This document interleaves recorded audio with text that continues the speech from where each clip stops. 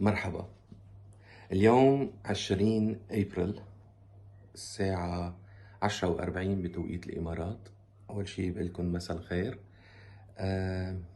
أنا بشكر كل شخص اتصل فيي وكل شخص ما اتصل فيي.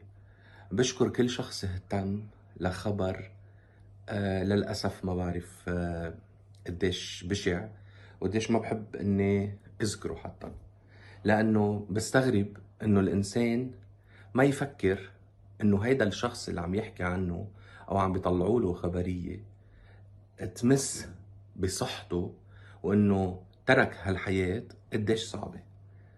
من استوديو ظهرت بلاقي خبر كتير بشع، مخبرين اعز اصدقائي واعز اللي بحبهم على خبر حادث مروع وما بعرف شو صار ليش هيك. انا ما بعرف، بستغرب كتير. انا بشكر كل اللي اهتموا وبشكر كل المهتمين وسألوا عني، وبحب طمنكم انه انا كنت عم صور حلقة نارية وهالحلقة رح تكون قريبا. ورح نحط عليها للحلقة انه بوقت اللي العالم ما عندها شي تعمله عم تتسلى وتخترع اخبار وتجرب تقتل شخص. بخبركن شغلة، مش انتو اللي بتحددوا ايمتى الانسان بده يموت. كل انسان عنده طريق وكل انسان له وقته. اتركوها لربنا، اتركوا هاي الامور على جنب، اتركوا الخلافات على جنب، خلوا المحبة يا جماعة. خلوا شعرة معاوية، لأنه جد عيب. عيب فيكن تحكوا عن كل شيء، فيكن تألفوا كتير قصص، بس هيك قصة عيب.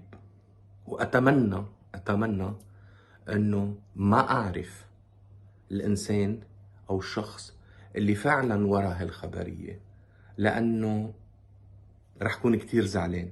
بفضل ما أعرفه، بفضل ما أعرف مين، لأنه مش منطقية هالطريقة بالعداوة. حبوا بعضكن، اليوم إلكن بكرة لغيركن وكل يوم هو لحدا. بذكركن إنه ما في شي بيبقى على حاله.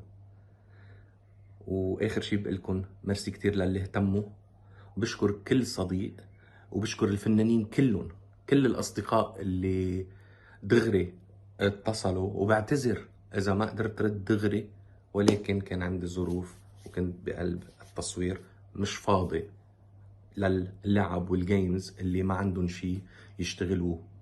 بعض الاشخاص ببيروت، تمن نجزم الكل ما عندهم شي.